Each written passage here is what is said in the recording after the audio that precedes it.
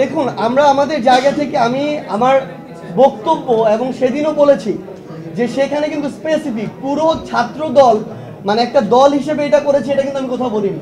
বরং এটা বলা হয়েছে যে ছাত্র দলের একদম সেন্ট্রাল পোস্টেড আহমেদ শাকিল যিনি আছেন তিনি সেই জায়গায় ইচ্ছাকৃতভাবে তারা যে হাতাহাতি করেছে ওইখানে সবাই কিন্তু 4টা প্রাইভেট ইউনিভার্সিটির স্টুডেন্টরা ছিল এবং ওই ছাত্র দলের সেন্ট্রাল পোস্টেড ব্যক্তি শাকিল তার সাথে যারা ছিল তারা কিন্তু প্রাইভেট ইউনিভার্সিটি স্টুডেন্টরা ছিল না, বেশিরভাগই স্থানীয় কিছু মানে যারা ওই যে সন্ত্রাসী এবং দুষ্কৃতিকারী ছেলেপেলে ছিল।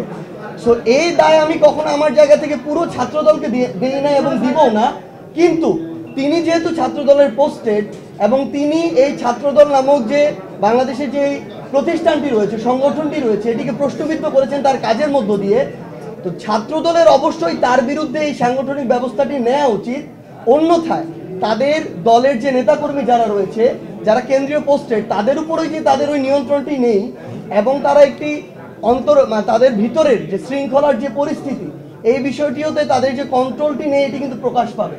সেই আমার জায়গা থেকে এটি স্পষ্ট অবস্থান থাকবে, এই দায় কখনো পুরো বাংলাদেশ ছাত্র দলের উপরে নয়, বরং ব্যক্তি শাকিল যিনি ছাত্র দলের পোস্টেড তার উপরে। তো এই ক্ষেত্রে অবশ্যই যেহেতু তিনি কেন্দ্রীয় পোস্টেড, তার বিরুদ্ধে ছাত্রদলের অবশ্যই একদম সবকিছু তদন্ত করে সুষ্ঠু যেন বায়াসটা হয়, তার বিরুদ্ধে এই সাংগঠনিক ব্যবস্থাটি নেওয়া উচিত।